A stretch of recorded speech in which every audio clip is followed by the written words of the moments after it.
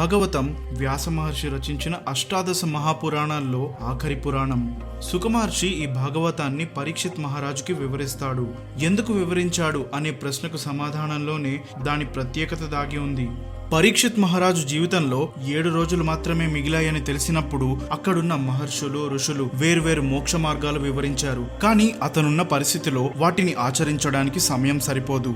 అప్పుడే సుఖ మహర్షి వచ్చి ఆ విష్ణుగాథ అయిన శ్రీమద్ భాగవతాన్ని వింటే మోక్షం చాలా సులువుగా లభిస్తుందని చెప్పి వివరిస్తాడు. సో భాగవతం వింటే మోక్షం కలుగుతుంది. అదే ఇందులో ఉన్న ప్రత్యేకత. అలాగని ఈ వీడియో చూస్తే మీకు మోక్షం దొరుకుతుందని చెప్పట్లేదు. నేను కూడా మీలాంటి సామాన్యుడినే. నేను నేర్చుకున్న దాన్ని బట్టి చెప్పాలంటే భాగవతంలో వేరు వ్యక్తుల వైఖరి ఎలా ఉంటుందో తెలుస్తుంది. ఒక వ్యక్తి ఎలా ఉండాలి అండ్ ఎలా ఉండకూడదు అనే విషయాలు అర్థమవుతాయి. వీటితో మన వైఖరిని పాజిటివ్ గా మార్చుకునే దారి దొరుకుతుంది. వైఖరి అనే పాయింట్ గుర్తుంచుకోండి. ఈ కథలో ఒక సందర్భం వచ్చినప్పుడు దీని గురించి ఒక ఇంపార్టెంట్ పాయింట్ చెప్తాను. ఇక కంటెంట్ లో ఉన్న విషయాలు తెలుసుకునే ముందు ఒక లైక్ కొట్టి కామెంట్ చేయండి. దానితో వీడియో ఎంగేజ్మెంట్ పెరిగి అందరికీ రీచ్ అవుతుంది. భాగవతంలో ఉన్న గొప్పతనం అందరికీ తెలుస్తుంది. ఇక లెట్స్ బిగిన్. నేను మీ లైఫ్ రామా. ఇక చెప్పేది వినురవేమా.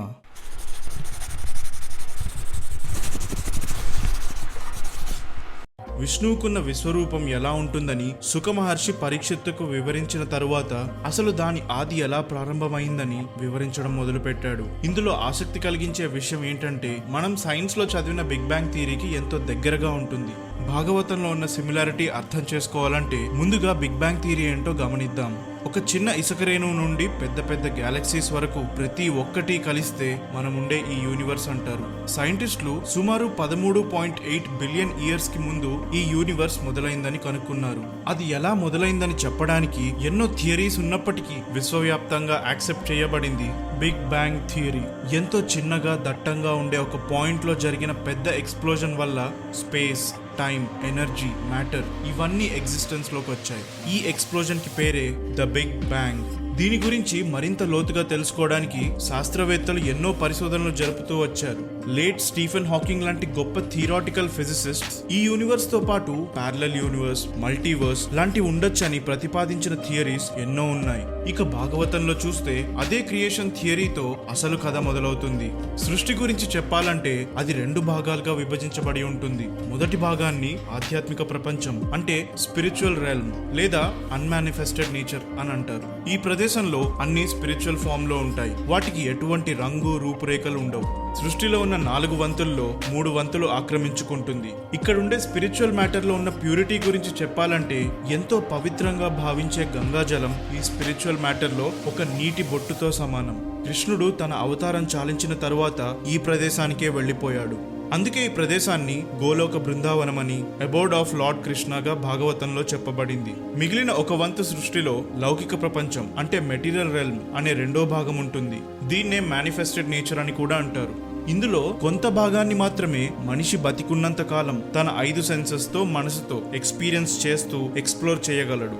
మిగతా భాగం థియరాటికల్ గా తెలుసుకోవడమే కానీ అటువైపుగా ప్రయాణించలేడు. మెటీరియల్ రెల్మ్ లో ఉన్న ప్రతి దానికి రూపం, రంగు, రుచి, వాసన, ఇతర లక్షణాలు అన్నీ ఉంటాయి. మనిషి, జంతువు, చెట్టు, క్రిమికీటకాలు, మట్టి, ధూళి, నీరు, ఆకాశం ఇలా మనం ఫీల్ అవ్వగలిగేవన్నీ అని చెప్పొచ్చు. భాగవతంలో ఉన్న వివరణ ప్రకారం విశ్వంలో ఉన్న ప్రతి దానికి మూలం, ప్రతి ఒక్క పదార్థం ఎగ్జిస్టెన్స్ లో ఉందంటే దానికి కారణం విష్ణుమూర్తి. ఈ 2వ భాగంలో అతను 3 రూపాల్లో ఉంటాడు. ఇవి ధర్మస్థాపన కోసం ఎంచుకున్న దశావతారాలు లేదా కార్యనిర్వహణ కోసం ఎత్తిన ఇతర అవతారాలు కావు. ఇవి కేవలం సృష్టి రచన కోసం ఎంచుకున్న శాశ్వత రూపాలు. మొదటి రూపం కారణోదకశయి విష్ణు. ఊహకందని విశాలమైన రూపంతో కారణోదకం అనే సముద్రంలో శయనించి ఉంటాడు. ఈ సముద్రం నీటితో కాక స్పిరిచువల్ మ్యాటర్ తో ఏర్పడిన సముద్రం. దాని కారణంగా మెటీరియల్ రెల్మ్ ఎగ్జిస్ట్ అవుతుంది కాబట్టి కారణోదకమని లేదా కారణ సముద్రం అని అంటారు. ఇక కారణోదకశయి విష్ణు బ్రహ్మాండం ఎగ్జిస్ట్ అవ్వడానికి కారకుడు. మనిషి చర్మం నిండా లెక్కలేనన్ని పోర్స్ ఉన్నట్టే ఈ మహావిష్ణువు వంటిపై కూడా కోటాను కోట్ల పోర్స్ ఉంటాయి. అతను శ్వాస వదిలినప్పుడు అతని ఒక్కొక్క పోర్ నుండి ఒక్కొక్క బ్రహ్మాండం అంటే యూనివర్స్ బయటకు ఉద్భవించింది. ఇలా శూన్యం నుండి యూనివర్స్ క్రియేట్ అయ్యే ప్రాసెస్ ముందు చెప్పిన బిగ్ బ్యాంగ్ థియరీలో చెప్పిన విధంగానే జరుగుతుంది. తిరిగి శ్వాస తీసుకున్నప్పుడు ఆ బ్రహ్మాండాలన్నీ తిరిగి తన శరీరంలో ఉన్న పోర్స్ లోపలికి వెళ్లిపోతాయి. ఆ క్షణం మహావిష్ణువు శరీరంపై ఒక్కొక్క పోర్ ఒక్కొక్క బ్లాక్ హోల్లా ప్రవర్తిస్తుంది. ఉద్భవించిన ప్రతి యూనివర్స్ గుడ్డు రూపాన్ని పోలి ఉంటాయి. వీటిని హిరణ్యగర్భం అంటారు. ఒక్కొక్క పోర్ నుండి ఒక్కొక్క యూనివర్స్ ఉద్భవించిందంటే కారణోదక సయి విష్ణు రూపం ఎంత పెద్దదో మీరే ఊహించుకోండి. అందుకే ఈ రూపాన్ని మహావిష్ణువు అంటారు.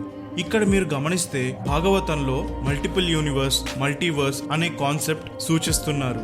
ఇక క్రియేట్ అయిన కొత్త యూనివర్స్ ని గమనించండి. ఇందులో అడుగు భాగంలో గర్భోదకం అనే సముద్రం ఉంటుంది. ఈ సముద్రం కూడా నీటితో ఏర్పడినది కాదు, కాస్మిక్ మ్యాటర్ తో ఏర్పడి ఉంటుంది. కొద్ది రోజుల క్రితం ప్రళయం గురించి చెప్పినప్పుడు నీరంతా భూమిపై ఉంటే ప్రళయం వచ్చినప్పుడు అదే భూమి నీటి లోపల ఎలా మునిగిపోతుంది అన్న డౌట్ చాలా మంది ఎక్స్ప్రెస్ చేశారు. దానికి సమాధానం ఇదే. ప్రళయం వచ్చి సృష్టంతా నీటిమయం అయ్యిందంటే హిరణ్య గర్భం పూర్తిగా అందులో ఉన్న కాస్మిక్ వాటర్స్ తో నిండిపోవడం. ఇక ఈ కాస్మిక్ వాటర్స్ మీద ఆదిశేషువుపై విష్ణువు తన రెండో రూపంలో శయనిస్తుంటాడు. ఈ రూపాన్ని గర్భోదక శయి విష్ణు అంటారు. ఇక గర్భోదకం దాటి పైకి వస్తే 14 లోకాలుంటాయి. కింద వరుస నుంచి వస్తే పాతాళంలో వాసుకి ఎందరో నాగులకు నాయకత్వం వహిస్తుంటాడు. దీన్ని నాగలోకం అని కూడా అంటారు. రసాతలంలో దేవతలకు శత్రువులైన దానవులు, దైత్యులు ఉంటారు. మహాతలంలో క్రోధవాసుడనే సర్పం, కుహాక, తక్షక, కాళీయ, సుషేన అనే సర్పాలకు నాయకత్వం వహిస్తుంటాడు. వీళ్ళంతా కద్రువ పుత్రులు. ఈ కద్రువ ఎవరో మరో వీడియోలో చూద్దాం. మహాభారతంలో ఇంద్రప్రస్థను నిర్మించిన మయుడు తరువాతి లోకమైన తలాతలంలో ఉంటాడు. సుతలంలో మహాబలి చక్రవర్తి తన పరిపాలన కొనసాగిస్తుంటాడు. ఇతన్ని వామనుడు పాతాళానికి అణచివేశాడంటారు. ఆ కన్ఫ్యూజన్ మరో వీడియోలో క్లియర్ చేస్తాను. వితలంలో శివుడి రూపమైన హరోభవుడు ఉంటాడు. అతలంలో బాల అనే మయుడి పుత్రుడు పరిపాలిస్తాడు. భూలోకం మనకు తెలిసిన ఫిజికల్ యూనివర్స్ అంతా ఈ లోకంలోనే ఉంటుంది. భువర్లోకంలో సూర్యుడు, గ్రహాలు, నక్షత్రాలుంటాయి. స్వర్గలోకం ఇంద్రుడి చేత పరిపాలింపబడుతుంది. దేవతలు, గంధర్వులు, అప్సరసలు, ఋషులు ఈ లోకంలోనే ఉంటారు. మహర్లోకంలో మార్కండేయుడు వంటి మహాభక్తులైన మహర్షులు ఇక్కడ నివసిస్తుంటారు. బ్రహ్మకుమారులు జనలోకంలో ఉంటారు. తపోలోకం తపస్సుకు నివాసం అనే పేరుతో కూడా పిలుస్తారు. అయోనిజ దేవతలు అంటే ఎటువంటి స్త్రీ పురుషుల కలయిక లేకుండా పుట్టిన దేవతలు ఇక్కడ నివాసం ఉంటారు. ఆఖరిగా సత్యలోకం బ్రహ్మ నివాసం కనుక బ్రహ్మలోకం అని అంటారు. పుట్టే ప్రతి ఆత్మ ఇక్కడి నుండే వస్తుంది. ఇలా ఉన్న ప్రతి ఒక్క బ్రహ్మాండం చుట్టూరా భూమి, నీరు, అగ్ని, గాలి, ఆకాశం అనే 5 స్థూల ఆవరణాలు అంటే గ్రాస్ కవరింగ్స్. వాటిపైన మనసు, బుద్ధి, మోసపూరిత అహం అంటే ఫాల్స్ ఈగో అనే 3 సూక్ష్మ ఆవరణాలు అంటే సటిల్ కవరింగ్స్ కలిగి ఉంటాయి. ముందు చెప్పిన పాయింట్స్ తో రిలేట్ చేస్తే కారణోదక సయి విష్ణు తీసుకునే ఒక్క శ్వాసతో బ్రహ్మకున్న 100 ఏళ్ల కాలం పూర్తయి అతని జీవితం ముగిసిపోతుంది. విష్ణువు ఎప్పటికీ నిలిచిపోయే శాశ్వతమైన వాడు కనుక మెటీరియల్ రెల్మ్ లో ఉన్న సృష్టి మొదలయ్యి ప్రళయంతో అంతమవ్వడం అనే ప్రాసెస్ ఒక ఇన్ఫైనైట్ లూప్ లో నడుస్తుంది. అలా ఈ సృష్టి ఎప్పుడు మొదలైందో చెప్పడం వీలు కాదు. ఒక మహాప్రళయం సంభవించిన తరువాత చోటు చేసుకున్న సంఘటన ఇప్పుడు గమనిద్దాం. యావత్ భూప్రపంచమంతా గర్భోదకంలో ఉన్న కాస్మిక్ వాటర్స్ లో మునిగిపోయింది. గర్భోదక సయి విష్ణు ఆదిశేషువుపై శయనిస్తూ యోగ నిద్రలోకి జారుకున్నాడు. ఆ సమయంలో సృష్టిని సృష్టించడానికి ఉపయోగించే 3 గుణాలు సత్వ అంటే మోడ్ ఆఫ్ గుడ్నెస్, రాజసం అంటే మోడ్ ఆఫ్ డిజైర్, తామసం అంటే మోడ్ ఆఫ్ డార్క్నెస్ ఇవన్నీ సరిసమానంగా ఉన్నాయి. ఎటువంటి డిస్టర్బెన్సెస్ లేవు. కాసేపటికి సమయం ప్రభావం చూపించడంతో ఆ 3 గుణాల్లో ఇంబ్యాలెన్స్ చోటు చేసుకుని రజోగుణం కారణంగా నారాయణుడి నాభి నుండి ఒక సన్నటి కాడ ఉద్భవించింది. ఈ కాడ 13 లోకాలు దాటి ఆఖరి లోకమైన సత్యలోకానికి చేరుకుంది. అక్కడ దాని అంచున దేదీప్యమానంగా వెలిగిపోతున్న ఒక తామర మొగ్గ ఉద్భవించింది. అందులో నారాయణుడి తేజస్సు ప్రవేశించి ఆ మొగ్గ విచ్చుకోవడంతో ఒక తామర పువ్వు తయారయ్యింది. దాని నుంచి బ్రహ్మ పుట్టుకొచ్చాడు. నారాయణుడి తేజస్సు వల్లే అప్పుడే పుట్టిన బ్రహ్మకు వేద జ్ఞానం లభించింది. సృష్టిలో తాను ఒంటరివాడనుకున్నాడు. తనకు 4 శిరస్సులున్నాయని తెలుసుకుని 4 వైపులా కళ్ళు పెద్దవి చేసి చూస్తే గర్భోదకంలో ఉన్న సముద్రమే కనిపించింది. దాని అలల శబ్దమే వినిపించింది. కిందకి చూస్తే తాను కూర్చున్న కమలానికి ఉన్న కాడ కనిపించింది, కానీ అది ఎక్కడ మొదలైందన్న విషయం తెలుసుకోలేకపోయాడు. వెంటనే ఆ కాడ మొదలు భాగం వైపుగా ప్రయాణించాడు. కానీ ఏమీ కనిపించకపోయేసరికి కమలంలోకి తిరిగి వచ్చేశాడు. అప్పుడే సముద్రంలో ఉన్న అలల నుండి తపహ్ తపహ్ అనే శబ్దం వినిపించింది. దానితో నువ్వు కోరుకుంటున్నది తపస్సు చేయడంతో దక్కుతుంది అన్న అర్థాన్ని గ్రహించి 100 సంవత్సరాల వరకు తన సమయాన్ని ధ్యానంలో గడిపాడు. ఆ తరువాత ఒకనాడు అకస్మాత్తుగా బ్రహ్మ మనసులో నారాయణుడు ఆదిశేషువుపై శయనిస్తున్న రూపాన్ని చూశాడు. అతడే ఆదిపురుషుడని తెలుసుకుని జ్ఞానవంతుడయ్యాడు. తన బాధ్యత ఏంటో తెలుసుకున్నాడు. వెంటనే కమలం నుండి అడుగు బయటపెట్టి నారాయణుడికి నమస్కరిస్తే, విష్ణువు ఈ విశ్వాన్ని, అందులో ఉండబోయే ప్రాణకోటిని సృష్టించే బాధ్యత నీకు అప్పగిస్తున్నాను అని చెప్పగానే బ్రహ్మ సరేనని ఒప్పుకున్నాడు. ఇక సృష్టించడం ప్రారంభించాడు. ఇక్కడ గమనించదగిన విషయం ఒకటి ఉంది. బ్రహ్మ తన వంతు బాధ్యతగా విశ్వంలో సృష్టించిన ప్రతి ప్రాణి హృదయంలో, ప్రతి పదార్థంలో ఉన్న ప్రతి అణువులో ఒక తేజస్సు ఉంటుంది. అదే విష్ణువుని మూడో రూపం క్షీరోదక శయి విష్ణువు. అందుకే పెద్దలు ప్రతి ఒక్కరిలో ఆ పరమాత్ముడు ఉంటాడని చెప్తుంటారు. మనిషి తప్పు చేస్తున్నప్పుడు మనసులో ఒక గిల్ట్ ఫీలింగ్ కలుగుతుంది కదా, దానికి కారణం ఈ క్షీరోదక శయి విష్ణువే అని భాగవతం వివరిస్తుంది. మరొక ఇంట్రెస్టింగ్ పాయింట్, విశ్వం అండ రూపంలో ఉండి అందులో ఉన్న ప్రతిదీ బ్రహ్మచేత సృష్టింపబడింది కాబట్టి అది బ్రహ్మాండం అనే పేరు దక్కించుకుంది. బ్రహ్మ తన మనసుతో నారాయణుడి తేజస్సుతో చేయబడ్డ సృష్టి కనుక మరొక జీవి అవసరం రాలేదు. ముందుగా సనక, సనంద, సనాతన, సనత్కుమార అనే 4 పుత్రులు తన మనసు నుండి పుట్టారు. సృష్టి కార్యాన్ని చేపట్టి వృద్ధిలోకి తీసుకురమ్మని బ్రహ్మ ఈ మానస పుత్రులను కోరాడు. పుట్టుకతోనే జ్ఞానోదయం పొందిన ఆ 4 విష్ణువుని పాదాలకు చేరి మోక్షాన్ని పొందాలని నిర్ణయించుకున్నారు. అతని మాట కాదన్నారని బ్రహ్మకు కోపం కలిగింది. ఆ కోపాన్ని నియంత్రించుకున్నా కూడా ఎరుపు నీలం కలిసిన రంగులో ఒక చిన్న పిల్లవాడు పుట్టి ఏడుస్తూ, నా పేరు చెప్పి నేను ఎక్కడుండాలో చెప్పండి అని అడిగాడు. పుట్టుకతో ఏడవటం మొదలుపెట్టావు కనుక నీకు రుద్ర అని నామకరణం చేస్తున్నాను. హృదయం, ఇంద్రియాలు, జీవం, ఆకాశం, గాలి, అగ్ని, నీరు, భూమి, సూర్యచంద్రులు, తపస్సు ఇవన్నీ నీ స్థానాలు. ఈ ప్రదేశాలకు వెళ్లి నీ ప్రతిరూపాలను సృష్టించు అని ఆదేశించాడు.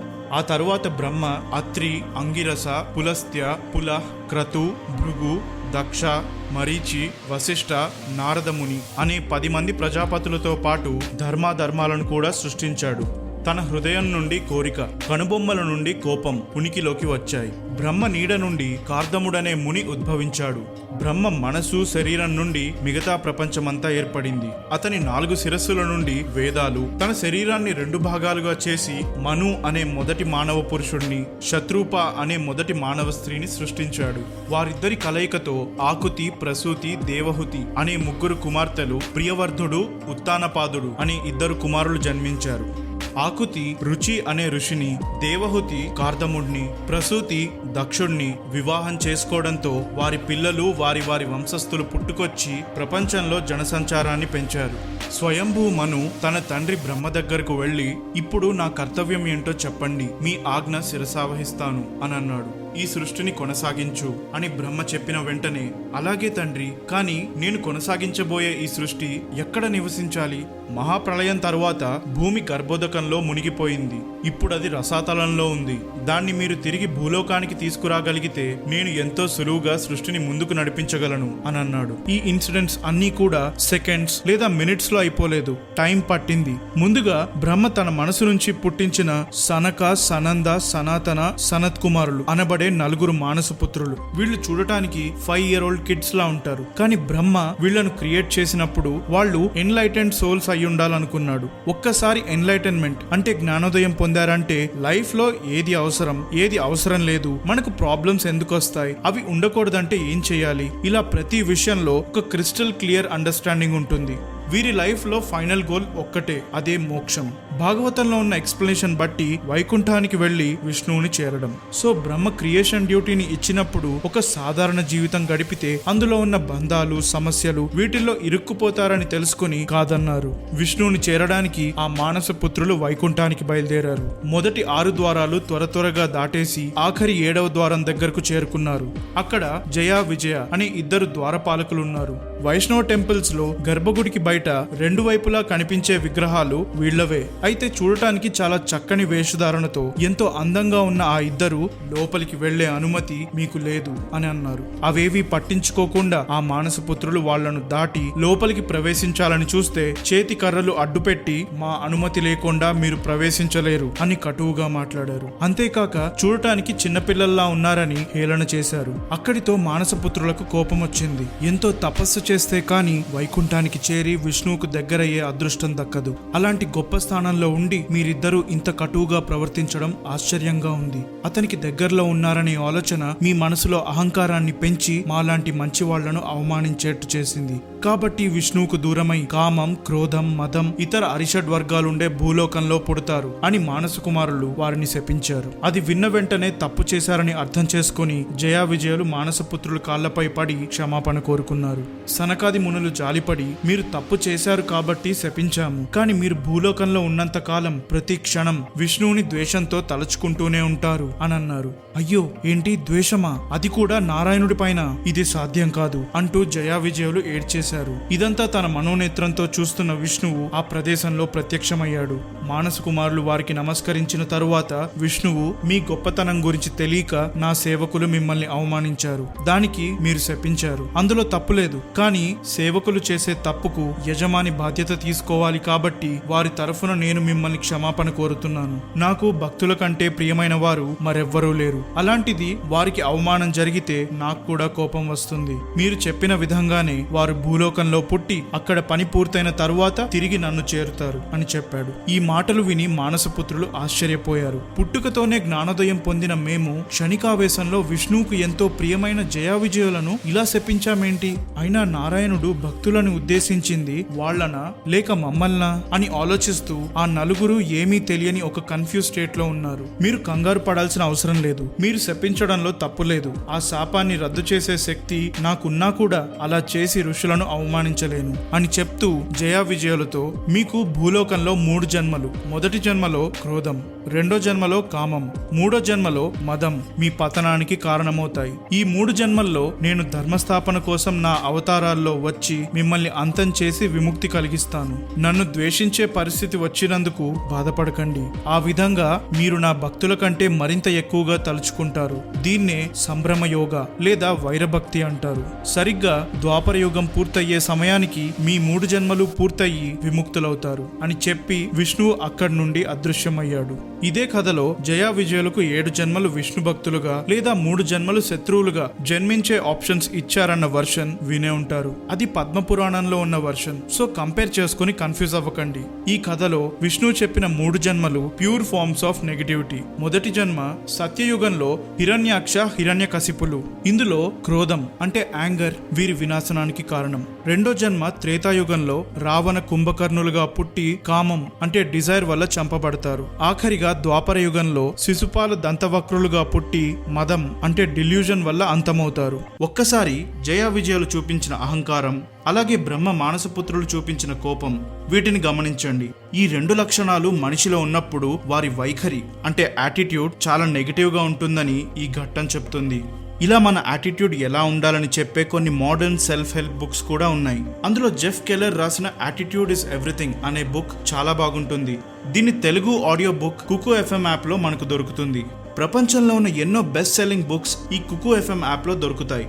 ప్లే స్టోర్ లో 4.5 రేటింగ్ ఉన్న ఈ యాప్ టైం సేవ్ చేసుకుంటూ నాలెడ్జ్ పెంచుకోవాలనుకునే వారికి చాలా హెల్ప్ఫుల్ గా ఉంటుంది. అయితే డిస్క్రిప్షన్ లో అండ్ కామెంట్స్ లో పిన్ చేసిన లింక్ క్లిక్ చేసి మీరు కుకు ఎఫ్ఎం యాప్ ని డౌన్లోడ్ చేసుకోవచ్చు. అక్కడ LIFER 50 అనే కూపన్ కోడ్ తో మీకు 50% డిస్కౌంట్ అంటే 1 ఇయర్ సబ్స్క్రిప్షన్ కేవలం 199 రూపాయలకు మాత్రమే దొరుకుతుంది. ఇక మిగతా కథలోకి వెళ్తే, మన పురాణాల్లో ప్రతి ఒక్కరి జన్మ, అది మంచివారైనా చెడ్డవారైనా, పొటెన్షియల్ కపుల్ వల్లనే జరుగుతుంది. అలాగే సనకాది మునులు శపించిన విష్ణువుని ద్వారపాలకులు జయా విజయులు కూడా మొదటిసారి పుట్టారు. బ్రహ్మ సృష్టించిన 10 మంది ప్రజాపతుల్లో ఒక్కడైన దక్షుడు తన కుమార్తెల్లో 13 మందిని మరీచి కుమారుడైన కశ్యపుడికిచ్చి పెళ్లి చేశాడు. అందులో ఒకరు దితి. ఒకరోజు సాయంత్రం అవ్వడంతో అప్పుడే కశ్యపుడు అగ్నికి పూజించడం పూర్తి చేసుకుని అగ్నిహోత్రాన్ని పాలతో ఆర్పేశాడు. అప్పుడు దితి అతని పక్కకొచ్చి నిలబడి, స్వామి, ఈ సమయంలో నాకు మీతో రమించాలనిపిస్తుంది. నా కోరిక తీర్చి ఈ తీయటి బాధను అంతం చేస్తారా అని కోరింది. సింపుల్ గా చెప్పాలంటే ఫిజికల్ గా ఇంటిమేట్ అవ్వాలని కోరుకుంది. నీ కోరిక తప్పకుండా తీరుస్తాను, కానీ దానికంటే ముందు నేను చెప్పే కొన్ని విషయాలు నువ్వు అర్థం చేసుకోవాలి. భర్త అనుభవించే కష్టాలైనా సుఖాలైనా అన్నిట్లోనూ భార్య తోడుగా ఉంటుంది, అన్ని విధాలుగా సాయం చేస్తుంది. అలాంటి భార్య అయిన నీపై నాకు ప్రేమ, గౌరవం రెండూ ఉన్నాయి. కానీ నీ కోరిక తీర్చడానికి ఇది సరైన సమయం కాదు. రోజు సాయంకాల వేళ సూర్యుడు అస్తమించే సమయం ఎంతో పవిత్రమైనది. మహాదేవుడు నందీశ్వరుడిపై ఎక్కి తన ప్రమదగణాలతో పాటు విహరిస్తుంటాడు. ఈ గడియలో శివుడు సూర్య చంద్ర అగ్ని లాంటి తన 3 కళ్ళు తెరిచి ఈ ప్రపంచాన్ని చూస్తుంటాడు. ఒంటి నిండా పూసిన బూడిదతో ఒళ్ళు బంగారంలా మెరిసిపోతూ వీచే గాలికి జుట్టు ఎర్రటి దుమారంలా కనిపిస్తుంది. ఈ సమయంలో లైంగిక సంపర్కం చేయకూడదు. అది మహాదేవుణ్ణి అవమానించినట్టే అవుతుంది. కాస్త సమయం ఓపిక పట్టు. ఈ గడియలు పూర్తయిన తరువాత నీ కోరిక నేను తీరుస్తాను అని కశ్యపుడు అన్నాడు. ఇంత చెప్పిన తర్వాత కూడా దితి వినలేదు. మనసంతా కామంతో నిండి విచక్షణ కోల్పోయి తన కోరిక తీర్చమని కశ్యపుడిని పదే పదే అడిగింది. ఎంతటి మహానుభావుడైన స్త్రీ చేతుల్లో ఓటమికి తలవంచక తప్పదన్నట్టు కశ్యపుడు దితి కోరిక తీర్చక తప్పలేదు. తీరా విచక్షణ తిరిగొచ్చాక కశ్యపుడు హెచ్చరించిన మాటలు గుర్తొచ్చాయి. కామంతో కళ్ళు చెవులు మూసుకుపోయి మీరు చెప్పిన మాటలు పట్టించుకోకుండా మహాదేవుణ్ణి అవమానించాను. అమ్మో, ఇప్పుడు మహాదేవుడు నాకు పుట్టబోయే బిడ్డలకు హాని చేస్తాడా? ఏదో ఒకటి చేసి ఆయన కాళ్లపై పడి క్షమించమని కోరుకుంటాను. నేను చేసిన తప్పుని మన్నిస్తారని ఒక్క మాట చెప్పండి స్వామి. ఎంతైనా నా సోదరి సతిని పెళ్లి చేసుకున్నవారేగా. నేను క్షమాపణ కోరితే కాదంటారా? స్వామి, దయచేసి ఏదో ఒకటి చెప్పండి అని దితి కశ్యపుడితో అనింది. చాలాసేపు మౌనంగా ఉన్న కశ్యపుడు నోరు విప్పి, నువ్వు పాపం చేయడమే కాక నా చేత కూడా చేయించావు. నీ మనసును కామవాంఛకు లోబడేట్టు చేశావు. నేను చెప్పిన మాటలు పట్టించుకోలేదు. శివుడికి ఇవ్వాల్సిన మర్యాద కూడా ఇవ్వలేదు. ఈ 3 తప్పులకు నువ్వు శిక్ష అనుభవించక తప్పదు. 2 దుష్టులు నీ గర్భాన జన్మిస్తారు. ముల్లోకాలు దేవతలు అందరినీ బాధ పెడతారు. ధర్మాన్ని నాశనం చేస్తారు. ఆ విష్ణువు ఈ దుష్టులను అంతం చేసే వరకు అంతుపట్టని అరాచకాలు చేస్తారు అని అన్నాడు. కర్మ ఫలితాన్ని అనుభవించడం తప్పదని గుర్తించిన దితి, స్వామి, నా పిల్లలు ఒక బ్రాహ్మణుడి శాపం వల్ల కాకుండా కేవలం ఆ విష్ణువు చేతుల్లో మాత్రమే అంతమయ్యేట్టు వరం ఇవ్వండి. అప్పుడు వారికి ముక్తి లభిస్తుంది అని కోరుకుంది. నువ్వు అన్న మాటల్లో విష్ణువు పట్ల నీకున్న గౌరవం తెలుస్తుంది. అంతేకాక నీ తప్పు తెలుసుకుని క్షమాపణ కోరుకున్నావు కనుక నువ్వు కోరుకుంది తప్పక జరుగుతుంది. కేవలం విష్ణువు మాత్రమే నీ పుత్రులను అంతం చేస్తాడు. దితి, నీ మనసుకు ఊరట కలిగించే మరో విషయం చెప్పనా? నీ పిల్లలు దానవులైనా కూడా నీ మనవడు మాత్రం గొప్ప విష్ణు భక్తుడుగా పేరు పొందుతాడు. ఏం చేసినా ఎన్ని కష్టాలు ఎదుర్కొన్నా నారాయణుణ్ణి తలుచుకుంటూనే ఉంటాడు. ఇది గమనించే వారంతా అతన్ని మెచ్చుకోవడంతో పాటు ఒక ఆదర్శంగా తీసుకుంటారు. మంటల్లో బాగా కాల్చితే బంగారంలో ఉన్న ఇంప్యూరిటీ అంతా ఎలా తొలగిపోతుందో అదే విధంగా మనుషులంతా వారిలో ఉన్న మెటీరియల్ డిజైర్స్ అన్నిటినీ దూరం చేసుకుని ఇతనిలా ఉండాలని కోరుకుంటారని చెప్పాడు. అతని గుణాల విషయానికి వస్తే సద్గుణ సంపన్నుడు, ధైర్య సాహసాలతో పాటు దయా కరుణలు తెలిసినవాడు. ఎటువంటి దుర్బుద్ధి కోపాలు లేనివాడై అందరినీ తనతో సమానంగా భావిస్తాడు. శత్రుపక్షం లేనివాడై చీకట్లో చల్లని చంద్రుడిలా వెలిగిపోతాడు. ఇతను పిలిస్తే ఆ శ్రీ మహావిష్ణువే దిగివచ్చి కళ్ళ ఎదుట నిలుస్తాడు అని కశ్యపుడు అతన్ని వర్ణించాడు. ఆ మాటలు విన్న దితి ఒకవైపు చేసిన తప్పుకు పశ్చాత్తాపంతో కన్నీళ్లు కార్చింది. మరోవైపు జరగబోయే మంచి గురించి తలుచుకుని మనసు కుదుటపరుచుకుని అక్కడి నుంచి వెళ్లిపోయింది. ఆఖరిగా దితి గర్భంలో 2 పిల్లలు ప్రాణం పోసుకున్నారు. భవిష్యత్తులో వారి వల్ల దేవతలకు జరగబోయే కీడు గుర్తొచ్చిన ప్రతి క్షణం దితి వెన్నులో వణుకు పుట్టింది. అది అడ్డుకోవాలనే ఉద్దేశంతో వీలైనంత సమయం ఆ పసిబిడ్డలను ప్రసవించకుండా గర్భంలోనే దాచుకుంది. అలా ఒక 100 సంవత్సరాలు గడిచిపోయాయి. అప్పుడే ఒక విచిత్రం జరిగింది. దితి గర్భం ఎంతో కాంతివంతంగా మారింది. ఒకవైపు ఈ వెలుగు రెట్టింపవుతుంటే యావత్ స్వర్గమే కాంతివిహీనమైపోయింది. ప్రపంచమంతా గ్రహణం కమ్ముకున్నట్టు అనిపించి దేవతలంతా ఆందోళనతో బ్రహ్మ వద్దకు వెళ్లి దీనికి కారణం అడిగారు. అప్పుడు బ్రహ్మ వైకుంఠంలో ద్వారపాలకులైన జయా విజయాలు చేసిన పనుల నుంచి అప్పటి వరకు జరిగిన సంగతులన్నీ చెప్పుకొచ్చాడు. మీరు కంగారు పడాల్సిన అవసరమే లేదు. ఎంతైనా పుట్టబోయేది విష్ణు సేవకులైన జయా విజయులు కదా. వారిలో ఉన్న మునుపటి తేజస్సే ఈ గ్రహణానికి కారణం అని వివరించాడు. కశ్యపుని భార్య దితి తన గర్భంలో పెరుగుతున్న 2 కవల పిల్లలను 100 ఏళ్ల తర్వాత కొన్ని చెడు శకునాల మధ్య ప్రసవించింది. వారిద్దరికి హిరణ్యాక్ష, హిరణ్యకశిపు అని కశ్యపుడు పేర్లు పెట్టాడు. ఇక హిరణ్యాక్ష, హిరణ్యకశిపు ఇద్దరూ పెరిగి బలవంతులుగా శక్తివంతులయ్యారు. కొన్ని వర్షన్స్ లో దితికి అదితిపై అసూయ ఉండేదని, అందుకని దితి తనకు పుట్టిన 2 పిల్లలను దేవతల మీద అసూయ పెరిగేలా పెంచిందని అంటారు. కానీ వ్యాస భాగవతంలో అలా ఎక్కడా చెప్పలేదు. బ్రహ్మ మానసపుత్రులు శపించారు కాబట్టి వాళ్లకు విష్ణువుపై, అతని భక్తులు, సపోర్టర్స్ వీళ్ళందరిపై హేట్రెడ్ ఉంటుంది. ఇక కథలోకి వెళ్తే హిరణ్యాక్ష, హిరణ్యకశిపులు బ్రహ్మకు తపస్సు చేసి అమరత్వాన్ని వరంగా కోరుకున్నారు. అప్పుడు బ్రహ్మ, ఈ సృష్టిని సృష్టించిన నాకే అమరత్వం లేదు. విష్ణువుని నాభి నుండి ఉద్భవించిన కమలంలో పుట్టిన నేనే ప్రళయం వచ్చిన సమయాన అంతమై తిరిగి అదే కమలంలో జన్మిస్తాను. కనుక ఆ వరాన్ని ప్రసాదించే శక్తి నాకు లేదు అని చెప్పాడు. అప్పుడు హిరణ్యకశిపుడు బాగా ఆలోచించాడు. వాళ్ళ మెయిన్ గోల్ చావు అనేదే లేకుండా ఎప్పటికీ అన్డిఫీటబుల్ గా నిలిచిపోవడం. అయితే ఏ దేవతలు మానవులు మమ్మల్ని అంతం చెయ్యకూడదు. నీ చేత సృష్టింపబడినది ఏదైనా సరే మా చావుకు కారణం కాకూడదు. ఏ ఆయుధమైనా, ప్రాణం ఉన్నది ప్రాణం లేనిది ఏ జీవి అయినా మమ్మల్ని నాశనం చెయ్యకూడదు. పగటిపూటైనా రాత్రిపూటైనా, భూమిపై కానీ ఆకాశంలో కానీ, ఇంటి బయట ఇంటి లోపల ఎక్కడా మాకు చావు రాకూడదు అని ఇద్దరి తరఫున కోరుకున్నాడు. బేసికలీ ఉన్న పాసిబిలిటీస్ అన్నీ లిస్ట్ అవుట్ చేసి చావు అనేది లేకుండా ప్లాన్ చేసుకున్నాడు. ఇది బ్రహ్మ పవర్ లిమిటేషన్ కిందకు వస్తుంది కాబట్టి తదాస్తు అని వరమిచ్చి అదృశ్యమయ్యాడు. అక్కడితో 14 లోకాలన్నిటినీ జయించడానికి ఆ ఇద్దరు సోదరులు బయలుదేరారు. వాళ్ళు దక్కించుకున్న వరాల వల్ల దేవతలు వాళ్ల ఎదుట ఎక్కువసేపు నిలవలేకపోయారు. అందరూ చిత్తుగా ఓడిపోయారు. విష్ణువు దేవతలు సైతం పూజించే దేవుడు కాబట్టి అతనిపై ద్వేషం పెంచుకున్నారు. ఇక ఆ ఇద్దరు దైత్యులు విష్ణు ఒక్కడిని అంతం చేస్తే చాలు, ఈ విశ్వమే వారి సొంతమవుతుందనుకున్నారు. ఒకరోజు హిరణ్యాక్షుడు వరుణదేవుడితో యుద్ధం చేయడానికి అతనుండే విభావరి నగరానికి వెళ్ళాడు. వరుణదేవ, మీ యవ్వనంలో ఎందరినో ఓడించి రాజసూయ యాగం జరిపించారని తెలిసింది. మరి ఇప్పుడు నేను మీతో యుద్ధం చేయాలని ఆశపడుతున్నాను.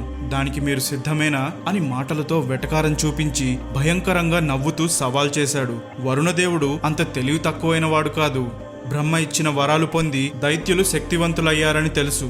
సో తన కోపాన్ని అదుపు చేసుకుని సర్కాస్టిక్ గా, నేను ముసలివాణ్ణైనప్పటి నుంచి ఈ కొట్లాటలు మానేశాను. అయినా నీ ఎదుట నేనెక్కడ సరిపోతాను? నీతో యుద్ధం చేయగల సమర్థుడు, గట్టి పోటీనివ్వగల ధీరుడు కేవలం ఒక్కడే ఉన్నాడు. అది ఆ మహావిష్ణువు. అతనితో తలపడితే నిన్ను మించిన వాడు మరొకరుండరు అని హిరణ్యాక్షుడికి సరైన ఒపోనెంట్ ని చూపించాడు. ఇంకాస్త రెచ్చగొట్టడానికి, నీలాంటి చెడ్డవాళ్లను అంతం చెయ్యడానికి ఎన్నో రూపాల్లో వస్తుంటాడు. నీ గర్వాన్ని అణగదొక్కి నిన్ను యుద్ధభూమిలో పడగొట్టినప్పుడు నువ్వు కేవలం రాబందులు తినే మాంసపు ముద్దలా మారుతావు అని అన్నాడు. హిరణ్యాక్షుడు ఆ మాటలు ఏమాత్రం పట్టించుకోలేదు. కాని విష్ణువు అతనితో యుద్ధం చేస్తాడని తెలిసి సంతోషించాడు. వీలైనంత త్వరగా విష్ణువుతో యుద్ధం చెయ్యాలని అక్కడి నుంచి బయలుదేరాడు.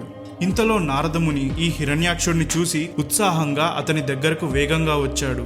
నువ్వు ఆ మహావిష్ణువుతో తలపడి అతన్ని అంతం చెయ్యాలనుకుంటున్నావని తెలిసింది, నిజమేనా అని అడిగితే, అవును, నేను ఏళ్ల తరబడి అతని కోసం వేటాడుతున్నానని ఈ ప్రపంచంలో అందరికీ తెలుసు. ఆ విష్ణువు ఎక్కడ దాక్కొని ఉన్నాడో చెప్పిన వారికి జీవితాంతం కృతజ్ఞుడిగా ఉంటాను అని ఆ అసురుడు సమాధానమిచ్చాడు.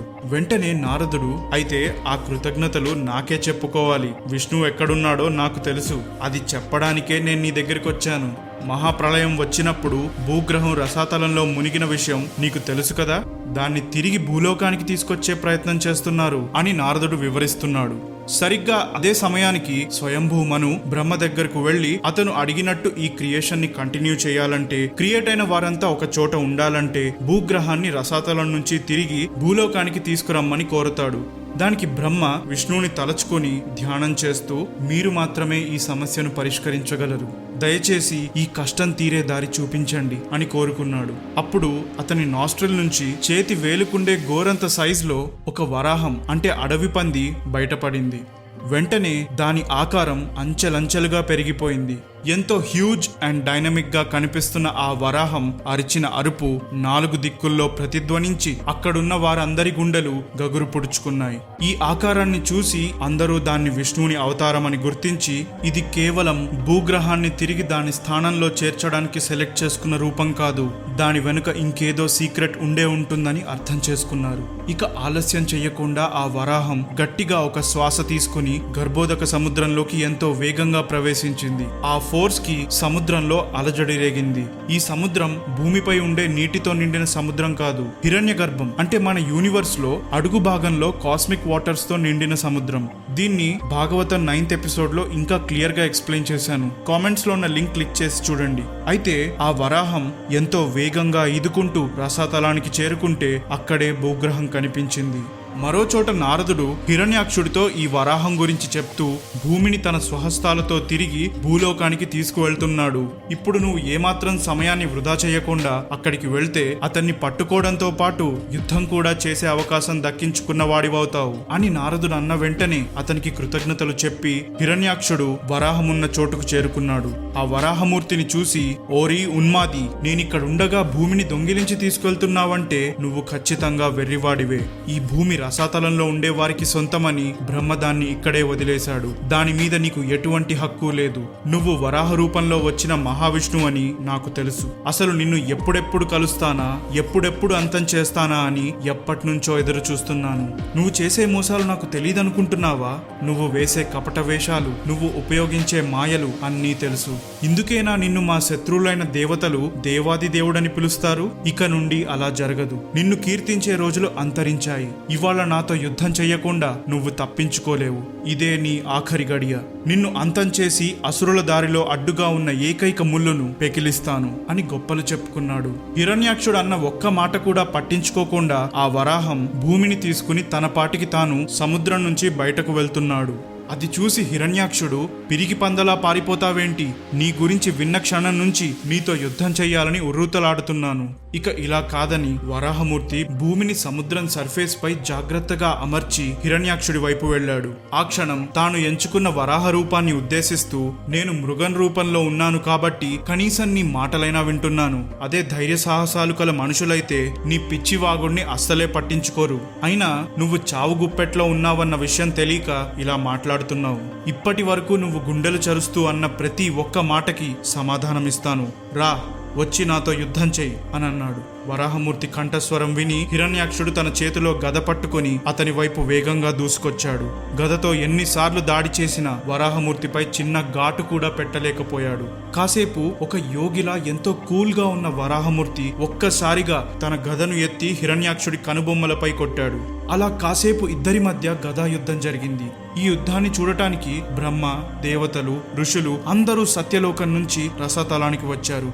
జనరల్ గా బ్రహ్మ విష్ణువులు ఒక సైకిక్ కనెక్షన్ తో మాట్లాడుకుంటారు. యుద్ధం జరుగుతున్న సమయంలో కూడా అలాగే మాట్లాడుతూ బ్రహ్మ హిరణ్యాక్షుడికి ఏ వరాలు ఎందుకు ఇచ్చాడని చెప్పి, సాయంకాలం అయిపోతుంది, ఒకవేళ యుద్ధం ఇలాగే కొనసాగితే రాత్రి వేళ అసురుల శక్తి రెట్టింపయ్యి వారిని అంతం చేయడం మరింత కష్టమవుతుందని జాగ్రత్తలు చెప్తూ, ఇది అభిజిత ముహూర్తం, వెంటనే ఈ ఘడియలో ఆ దానవుణ్ణి అంతం చెయ్యండి అని అన్నాడు. అప్పుడు వరాహమూర్తి సమయానికి నిలువెత్తు రూపాన్ని అన్నీ తెలిసిన నాకు కొత్తగా చెప్పాలా అని ఒక్క చూపుతో బ్రహ్మకు అర్థమయ్యేట్టు సిగ్నల్ ఇచ్చాడు. ఆ తర్వాత హిరణ్యాక్షుడి వైపు తన గదతో దూసుకు వెళ్లి అతని దవడ పగిలేలా దాడి చేశాడు. అయినా హిరణ్యాక్షుడు తగ్గలేదు. వరాహమూర్తి గదను విరగ్గొట్టాడు. అప్పుడు వరాహమూర్తి తన చక్రాన్ని చేతిలోకి తీసుకున్నాడు. హిరణ్యాక్షుడు గదను విసిరితే వరాహమూర్తి దాన్ని పట్టుకొని తిరిగి ఆ దానవుడి వైపు విసిరాడు. అలా కాసేపు వేరువేరు ఆయుధాలతో కొట్లాడిన తరువాత ఆఖరిగా వరాహమూర్తి పిడిగుద్దులకు హిరణ్యాక్షుడు మరణించాడు. ఇదంతా జరిగిన తరువాత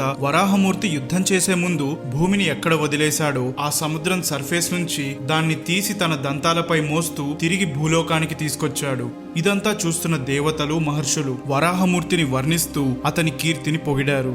బ్రహ్మ సృష్టిని కొనసాగించే బాధ్యత మనుతో పాటు కార్దముడు, దక్ష అనే ప్రజాపతి ఈ ముగ్గురికి ఇచ్చాడు. బ్రహ్మకి పుట్టిన సంతానం అయోనిజ సంతానం, అంటే మనలా స్త్రీ పురుషుల కలయిక తరువాత స్త్రీ గర్భంలో ప్రాణం పోసుకున్న సంతానం కాదు. బ్రహ్మ సంకల్ప బలం అంటే విల్ పవర్ తో అతని శక్తితో సృష్టింపబడ్డ సంతానం. సో మానవులకున్న రూల్స్ వీళ్లకు వర్తించవు. వీళ్ల తరువాత పుట్టిన వాళ్ళు గర్భం ద్వారా పుట్టారు కాబట్టి వాళ్లకు ఈ బంధాలు, నియమాలు, విధి విధానాలకు వ్యాలిడిటీ వచ్చింది. ఇక కథలోకి వెళ్తే మను, కార్దముడు, దక్షుడు ఈ ముగ్గురిపై సృష్టిని కొనసాగించే బాధ్యత ఉంది. కార్దముడు కొన్ని ఏళ్ల పాటు సరస్వతి నదీ తీరంలో తపస్సు చేస్తుండిపోయాడు. ఇతనికున్న భక్తిని గమనించిన విష్ణువు అతని ముందు ప్రత్యక్షమయ్యాడు. కార్దముడు సాష్టాంగ నమస్కారం చేసి, తపస్సు చేసి నిన్ను కలుసుకోవడం ఎంతో సంతోషంగా ఉంది. ఇక నిన్ను చూశాక మనసులో ఏ కోరిక ఉండదు. కానీ నా తండ్రి బ్రహ్మ సృష్టిని కొనసాగించే బాధ్యత నాకు అప్పజెప్పారు. కాబట్టి తప్పనిసరి కావడంతో ఒక వరాన్ని కోరుకుంటున్నాను. నాకు పెళ్లి చేసుకోవడానికి ఒక స్త్రీని చూపించండి అని అన్నాడు. ఆ తర్వాత విష్ణువుని సమయానికి వ్యక్తిత్వ రూపం అంటే పర్సానిఫికేషన్ ఆఫ్ టైం అని అంటూ డీటెయిల్డ్ గా కాలచక్రంతో పోల్చుతాడు. చాలా మంది ఈ సమయాన్ని వాళ్ల కోరికలు తీర్చుకోవడంతో ఖర్చు పెట్టేస్తారు, కానీ నీ గురించి ఒక్క ఆలోచన కూడా చెయ్యరు. ఈలోపే వాళ్ల సమయం పూర్తయి జీవితం ముగిసిపోతుంది. నేను కూడా నిన్ను ఒక్క కోరిక కోరాను, కానీ నేను ఏ క్షణంలోనైనా వాటిపై అనాసక్తి అంటే డిటాచ్మెంట్ కలిగి ఉండాలి. నా ధర్మాన్ని నేను భావోద్వేగాలకు లోనవ్వకుండా పాటించాలి. దీనితో పాటు నేను కోరుకున్న సమయానికి నిన్ను తలుచుకుంటూ ఈ ప్రపంచాన్ని వదిలి వెళ్లే అవకాశాన్ని నాకు కల్పించు అని కోరుకున్నాడు. అతని మాటలు విన్న విష్ణువు, నువ్వు కోరుకున్నవన్నీ జరుగుతాయి. నీకోసం ఒక స్త్రీని ముందుగానే చూసుంచాను. 2 రోజుల్లో ఈ భూమికి చక్రవర్తి అయిన మను తన భార్య శత్రూపతో కలిసి నీ ఆశ్రమానికి వస్తారు. వాళ్ల కూతురు దేవహుతిని నీకిచ్చి పెళ్లి చేయాలనుకుంటున్నారు. మీ ఇద్దరికీ పెళ్లైన తరువాత తను 9 మంది కూతురులకు జన్మనిస్తుంది. నీ కూతురులు ఒక్కొక్కరు దక్షుణ్ణి మినహాయించి ఇతర 9 ప్రజాపతులను వివాహం చేసుకుంటారు. ఇక్కడితో నీ తండ్రి బ్రహ్మకిచ్చిన మాట నిలబెట్టుకున్న వాడివవుతావు. ఇక నీ తపస్సుతో నేను ప్రసన్నున్నయ్యాను కాబట్టి నీకు పుత్రుడిగా జన్మించి సంఖ్యాతత్వాన్ని స్థాపిస్తాను అని చెప్పి అదృశ్యమైపోయాడు. ఇక్కడ విష్ణువు చెప్పిన సంఖ్యా ఫిలాసఫీ భగవద్గీతలో కూడా డీటెయిల్డ్ గా ఉంటుంది. మను రాక కోసం కార్దముడు సరస్వతీ నదీ తీరంలో ఎదురు చూస్తుండిపోయాడు. ఇక్కడ గమనించదగిన విషయం ఏంటంటే, కార్దముడి ఆశ్రమం ఉన్న చోట విష్ణువు ప్రత్యక్షమవ్వడమే కాదు, అతని భక్తికి ప్రసన్నుడై ఆనంద బాష్పాలు చిందించాడు. దానివల్ల ఆ చోటుకి బిందు సరస్సు అనే పేరొచ్చింది. స్వయంభూ మను ఈ బిందు సరస్సు వైపుగా తన భార్య శత్రూప, కూతురు దేవహుతితో కలిసి ప్రయాణిస్తున్నాడు. ఎన్నో పట్టు వస్త్రాలు మణిమాణిక్యాలతో కార్దముడి ఆశ్రమానికి చేరుకున్నాడు. అప్పుడే కార్దముడు అగ్నికి పూజించడం పూర్తి చేశాడు. ఇక్కడ మీరు ఒక ఇంట్రెస్టింగ్ ట్రివియా గమనించాలి. విగ్రహాలు లేని రోజుల్లో దేవతలకు పూజలు చేయాలంటే పంచభూతాలైన భూమి, నీరు, నిప్పు, గాలి, ఆకాశానికి పూజించేవారు. పూజ పూర్తి చేసిన కార్దముడి ముఖంలో ఉన్న తేజస్సు అతను సాధించిన ఆధ్యాత్మిక శక్తిని తలపించింది. మను కార్దముడి పాదాలకు నమస్కరిస్తే కార్దముడు అతనికి అతిథి సత్కారాలతో పాటు ఒక రాజుకి చేయాల్సిన మర్యాదలన్నీ చేశాడు. ఆ తర్వాత ఇద్దరూ కాసేపు మాట్లాడుకున్నారు. వాళ్ల కన్వర్జేషన్ లో కార్దముడు ఒక రాజు దైవంతో సమానమని, అలా ఎందుకు భావిస్తారని ఒక ఇంట్రెస్టింగ్ ఎనాలజీ చెప్పాడు. రాజులో ఉండే పరాక్రమం అతన్ని సూర్య భగవానుడంతటి వాణ్ణి చేస్తుంది. అతని చల్లని చిరునవ్వు చంద్రుణ్ణి తలపిస్తుంది. అతనికున్న శక్తి ఎంత గొప్పదంటే సాధారణ వ్యక్తులు అతన్ని చేరుకోవడం అంత సులువు కాదు. ఈ విషయంలో రాజు అగ్నిదేవుడు. పరిపాలిస్తున్న రాజ్యంలో ధనవర్షం కురిపిస్తాడు కనుక ఇంద్రుడంతటి వాడు. వాయుదేవుడు అన్ని చోటలా ఉంటాడు. అలాగే రాజు అన్ని వైపుల నుంచి ఆలోచన చేసేవాడిలా ఉంటాడు. దుష్టులను శిక్షించి ధర్మాన్ని కాపాడినప్పుడు ఆ యమధర్మరాజుని తలపిస్తాడు. అతను సాధించే గౌరవం, గొప్పతనం సముద్రాలకు అధిపతి అయిన వరుణదేవుడి గాంభీర్యాన్ని తలపిస్తుంది. ఇవన్నీ లీడర్షిప్ క్వాలిటీస్ గురించి చెప్పే ఎనాలజీస్. వీటి ప్రాక్టికల్ అప్లికేషన్ మరో వీడియోలో చెప్తాను. కార్దముడు ఇలా వర్ణించాక, మీరు వచ్చిన విషయం ఏంటో చెప్పండి, నాకు వీలైనంత సహాయం నేను చేస్తాను అని మనుతో అన్నాడు. మను, బ్రాహ్మణులైన మీరు బ్రహ్మ ముఖం నుంచి పుట్టారు. క్షత్రియులైన మేము అతని చేతుల నుంచి పుట్టాము. మేము దుష్టుల నుంచి మిమ్మల్ని రక్షించే బాధ్యత తీసుకుంటే మీరు జ్ఞానంతో మార్గాన్ని చూపించే బాధ్యత తీసుకున్నారు. అలాంటిది రాజుగా నా గురించి మీరు ఇందాక చెప్పిన మాటలు వింటే నా పరిపాలనలో మీరు సంతోషంగా ఉన్నారని తెలుస్తుంది. కాబట్టి మీరు కాదనరనే ఉద్దేశంతో ఒక కోరిక కోరాలనుకుంటున్నాను. నాకు ఉత్తానపాదుడు, ప్రియవర్తుడు అనే 2 కొడుకులు, ఆకుతి, ప్రసూతి, దేవహుతి అనే 3 కూతురులున్నారు. ఒక తండ్రిగా నా ఆలోచనంతా వీళ్ల వివాహాల గురించే ఉంది. నారదుడి కథాగానంతో దేవహుతి మీ గురించి విని మీరంటే ఇష్టం పెంచుకుంది. నారాయణుడు కూడా ఇదే ప్రస్తావనతో మిమ్మల్ని కలవమని ఆదేశించాడు. కాబట్టి మీరు దయచేసి నా కూతుర్ని పెళ్లి చేసుకోవాలని కోరుతున్నాను అని చెప్పాడు. కార్దముడు మను అడిగిన దానికి ఒప్పుకున్నాడు. కానీ తన మనసులో ఉన్న ఆలోచన గురించి ఇలా చెప్పాడు. పెళ్లి చేసుకోవడంతో నేను ఈ బ్రహ్మచర్య దశ నుంచి గృహస్థ ఆశ్రమం అనే దశలోకి అడుగు పెడతాను. మా ఇద్దరికీ సంతానం కలిగిన తరువాత నా బాధ్యతలు పూర్తవుతాయి. అప్పుడు నేను వనప్రస్థ అనే దశలోకి వెళ్లి తపస్సులో శేష జీవితాన్ని గడపాలనుకుంటున్నాను. దానికి మీరు మీ కూతురు ఒప్పుకుంటే నాకు ఈ పెళ్లి చేసుకోవడానికి అభ్యంతరం లేదు అని అన్నాడు. బ్రహ్మచర్య, గృహస్థాశ్రమం, వనప్రస్థ, సన్యాసం ఈ 4 స్టేజెస్ ఆఫ్ లైఫ్ అని సనాతన ధర్మంలో అంటారు. ఇక్కడ ఒక బ్రాహ్మణుడు క్షత్రియ కాంతను వివాహం చేసుకోవడం అనే విషయం గురించి మాట్లాడుకుంటున్నారు. అంటే వివక్ష లేదు, అలాగే ఇతర వర్ణాల వారిని వేరు చేయడం కానీ తక్కువ చేయడం కానీ జరగలేదు. ఇన్ఫాక్ట్ గౌరవించుకున్నారు. సో పురాణ ఇతిహాసాలు చదవడం వల్ల అవి మనల్ని ఎన్లైటన్ చేస్తాయి కానీ మూర్ఖులుగా మార్చవు. మీరు గమనిస్తే కులం వేరు, వర్ణం వేరు. మన శాస్త్రాలు, పురాణ ఇతిహాసాల్లో కేవలం 4 వర్ణాల వ్యవస్థ, అంటే చేసే పని బట్టి ఉండే డివిజన్ మాత్రమే ఉంటుంది. అలాగే ఒక వర్ణానికి చెందిన వారు మరో వర్ణానికి చెందిన వారిని పెళ్లి కూడా చేసుకునేవారని ఈ ఘట్టంతో తేలిపోయింది.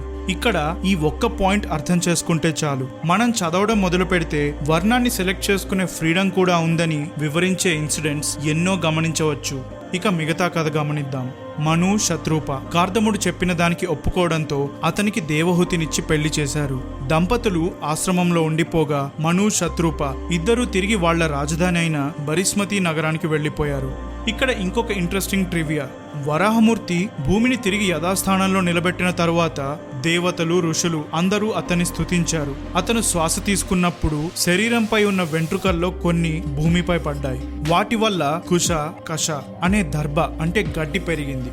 ఈ దర్భకు అసలు పేరు బర్హెస్ కావడంతో ఆ ప్రదేశానికి బరిస్మతి అనే పేరొచ్చింది. ఈ ప్రదేశంలో మను ఇవే దర్భలను యజ్ఞవేదిలో ఉపయోగించి వరాహమూర్తిని సేవిస్తూ యజ్ఞం చేశాడు కాబట్టి బ్రహ్మవర్త అన్న పేరొచ్చింది. ఇక కార్దమ, దేవహూతిల పెళ్లి జీవితం మొదలయ్యింది. కార్దముడు తన సమయమంతా ధ్యానంలో గడిపితే దేవహూతి అతనికి సేవలు చేయడంలో గడిపేది. మొదట్నుంచే అతనంటే ఇష్టముండటంతో ఇలా చెయ్యడం ఆవిడకు బాగా నచ్చింది. అలా కొన్ని నెలలు, సంవత్సరాలు గడిచిపోయాయి. దేవహూతి ముఖంలో మునుపటి కళ పూర్తిగా పోయింది. నిద్రలేని రాత్రుల వల్ల కళ్ళు కాంతివిహీనంగా మారిపోయాయి. ఒకప్పుడు పట్టు వస్త్రాలు, మణిహారాలతో ఎంతో విలాసవంతమైన జీవితాన్ని గడిపిన దేవహూతి ఒక్కసారిగా వాటన్నిటినీ పక్కన పెట్టేసి కేవలం నారదుస్తులను మాత్రమే ధరించడం మొదలుపెట్టింది. ఈ స్థితిలో ఉన్న దేవహూతిని చూసి కార్దముడు, నీ భక్తి చూస్తే నాకు చాలా ముచ్చటగా ఉంది. పేదరికం అనుభవిస్తున్నా కూడా ఏనాడు నాకు నీలో బాధ కనిపించలేదు. నేను ధ్యానం చేస్తుంటే నువ్వు వ్రతాలు చేశావు కాబట్టి వాటి ఫలం నీకు కూడా లభిస్తుంది. నేను నీకు మనోనేత్రంతో చూసే శక్తిని ప్రసాదిస్తాను. దానితో నువ్వు నారాయణుడి వైభవాన్ని చూడగలుగుతావు. విష్ణువు మన పట్ల ఎంతో ప్రేమ చూపిస్తున్నాడు. అలాంటప్పుడు ఈ లౌకిక ఆనందాల గురించి ఆలోచన అవసరమా? నువ్వు, నేను వాటిని ఎప్పుడో అధిగమించాము కదా అని అన్నాడు. దేవహూతి తల వంచుకొని నేలవంక చూస్తూ, మీరు చెప్పిందంతా నిజమే. మీ యోగశక్తి, ఆ నారాయణుడి కరుణ, వీటి గురించి నాకు పూర్తిగా తెలుసు. కానీ ఒక స్త్రీ అయిన నేను తల్లి కావాలనుకోవడం నా సహజ స్వభావం కదా. ఈ కోరిక నాలో ఉందని మీరు ముందే గ్రహించుంటారు. కానీ నాకు నేనుగా మీకు చెప్పాలనుకున్నాను అని చెప్పి చిరునవ్వుతో అలా నిలబడిపోయింది. కార్దముడు దానికి ఒప్పుకొని అతని శక్తిని ఉపయోగించి ఆశ్రమం ఎదుట ఒక విమానాన్ని సృష్టించాడు. అందులో ఒక వైభవోపేతమైన భవంతి, దాని చుట్టూరా కొన్ని తోటలు, జలాశయాలు, పూల చెట్లు, రత్నాలతో పొదిగిన స్తంభాలున్నాయి. ఆ తర్వాత కార్దముడు దేవహూతిని బిందు సరస్సులో స్నానం చేసి విమానంలోకి తనతో పాటు ఎక్కమని అడిగాడు. దీనికి ముందు ఎక్స్ప్లెయిన్ చేసిన దేవహూతి పరిస్థితి గుర్తుంది కదా. ఒక్కసారి ఈ సరస్సులోకి దిగిన వెంటనే ఒక అద్భుతం జరిగింది. వందల కొద్దీ అందమైన కన్యలు ఆమెను ఆహ్వానించి మహారాణిలా చూసుకున్నారు. నూనె, సుగంధ ద్రవ్యాలతో స్నానం చేయించి పట్టు వస్త్రాలు కట్టారు. సరస్సు నుంచి బయటకు వచ్చిన వెంటనే తాను అప్పటి వరకు కోల్పోయిన కళ, యవ్వనం అంతా తిరిగొచ్చేశాయి. కార్దముడు ఒక గంధర్వుడిలా అందంగా తయారయ్యాడు. వాయువేగంతో ఆ విమాన ప్రయాణం మొదలయ్యింది. అందులో ఉన్నంతసేపు వీళ్ళిద్దరూ పగలు రాత్రి ఆనందంలో మునిగి తేలారు. అలా కొన్ని వందల సంవత్సరాల కాలాన్ని గడిపేశారు. ఈ డ్యూరేషన్లో దేవహూతి 9 మంది కూతుర్లకు జన్మనిచ్చింది. ఆ తర్వాత కొన్నాళ్లకు కార్దముడు భూమికి తిరిగి వెళ్లే సమయం వచ్చిందని గుర్తించాడు. దేవహూతి తనకు పెళ్లి జరిగే కొన్ని గడియల ముందు చోటు చేసుకున్న సంఘటన గుర్తు చేసుకుంది. అందులో తనకు సంతానం కలిగిన తరువాత కార్దముడు గృహస్థ ఆశ్రమాన్ని విడిచి వెళ్తానన్న మాట గురించి ఆలోచనలో పడింది. కార్దముడితో ఈ మాట చెప్తూ, మీరిప్పుడు వెళ్ళిపోతే మీరు దూరమయ్యారన్న బాధతో నేను ఎలా జీవించాలి? పిల్లలు యుక్త వయసు వచ్చాక పెళ్లి చేసుకుని వెళ్ళిపోతారు. అప్పుడు నేను ఒంటరిదాన్ని అయిపోతాను. ఈ సంసార బంధాల వల్ల కలిగే భయాన్ని పోగొట్టే మార్గాన్ని వివరించండి. అలా కాకపోయినా మీరు నాతో కొంతకాలం ఉంటే మనకొక పుత్రుడు పుట్టి నా భయాలు పోగొట్టే మార్గాన్ని అతను వివరించగలడేమో అని కార్దముణ్ణి బతిమాలింది. పిల్లలు పుట్టక ముందు వరకు తన భర్త కార్దముడు ఎప్పుడూ తన పక్కనే ఉంటే చాలు అనే ఆలోచన దేవహుతిలో ఉండేది. ఒక సాధారణ వ్యక్తి మనతో పాటు ఉండాలని అనుబంధం పెంచుకుంటే అది లౌకిక కోరిక. ఇలాంటి కోరికలుంటే మనిషి పుట్టుక చావు అనే బంధంలో ఇరుక్కుంటాడు. కాకపోతే కార్దముడు జ్ఞానోదయం పొందిన వ్యక్తి. అలాంటి వారితో అనుబంధం పెంచుకుంటే మోక్షం దొరుకుతుంది. ఈ మాట కార్దముడితో చెప్పి, అనాసక్తి ఉన్న మీరు నా భర్త కాబట్టి నాకు కూడా మోక్షం ఉంటుందా అని దేవహుతి అడిగింది. ఆ తర్వాత ఎందుకో తెలీదు, తపోస్సుల్లో గొప్పవారికి భార్యనైనా కూడా నా మనసు ఈ లౌకిక బంధాలను కోరుకుంటుంది. నేను ఈ విష్ణుమాయలో పడిపోతున్నట్టున్నాను, ఏం చెయ్యాలో నాకు తోచట్లేదు అని తన పరిస్థితిని చెప్పింది. కార్దముడు ఆవిడ కన్నీళ్లు తుడిచి, ఇది నువ్వు బాధపడాల్సిన విషయం కాదు, సంతోషించాల్సిన విషయం. విష్ణువు నీకు పుత్రుడిగా పుట్టబోతున్నందుకు నువ్వు చాలా అదృష్టవంతురాలివి. కాకపోతే అది జరగాలంటే ఇవాల్టి నుంచి నువ్వు వ్రతాల ద్వారా విష్ణువుని ప్రసన్నం చేసుకోవాలి. అతను నీ కడుపున పుట్టి మన ఇద్దరి కీర్తిని పెంచుతాడు. నీకు బ్రహ్మ విద్య నేర్పి లౌకిక బంధాల నుంచి విముక్తి కలిగే మార్గాన్ని చూపిస్తాడు.